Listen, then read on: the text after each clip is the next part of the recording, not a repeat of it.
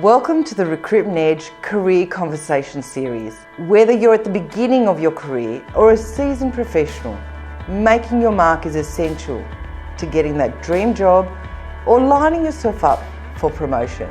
Today we have Nikki Hill joining us, Director of Corp Training. And Nikki has a lot of experience in this space and she's worked with companies in a variety of industries for over 16 years. Thanks for joining us, Nikki. How would you define making your mark? Well, my definition, Tanya, of making your mark is simply how you stand out from other people.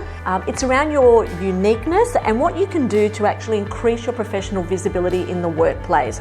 It's really around getting positively recognised so as to enhance your career success.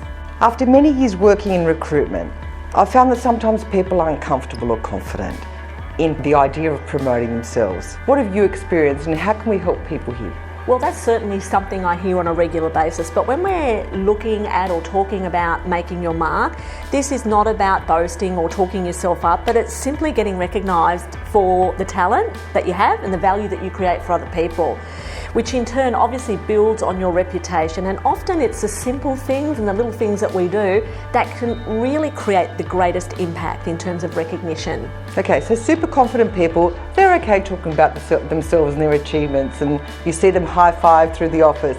What about the other ones? What's a simple way that they can stand out? Well, for those people who are perhaps less extroverted, as you've just mentioned, I would suggest that for most people it's also really important not to underestimate the value of developing relationships with your internal networks. This is critical. So taking time to get to know your colleagues and your peers is something that people can do to actually stand out and get recognised.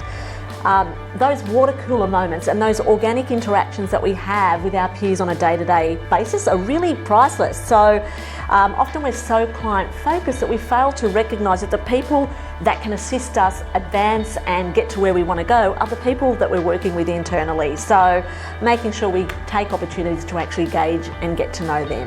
I've heard it suggested that saying yes to everything is a good idea. What's your thoughts around this? Well, maybe not saying yes to everything, but certainly here I would suggest that yes, do raise your hand and volunteer to do things that are outside your scope. And by doing that, it actually demonstrates that you're willing to assist other people, but it also demonstrates that you're really comfortable around working outside your comfort zone and open to accepting new challenges. Adaptability is a really critical skill that employers are seeking. And if you're a new starter or someone that's further on in your career, jumping on those opportunities makes you more connected to other people.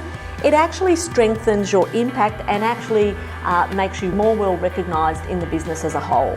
So speaking up in meetings, what's your thoughts? I would say, yeah, definitely speak up in meetings. That's also a critical skill to develop. Sometimes it can be really daunting and intimidating to actually voice your opinions or ideas when you're in a meeting scenario. But if you believe that you've got something valuable to say or contribute, yeah, most definitely put your hand up and speak out.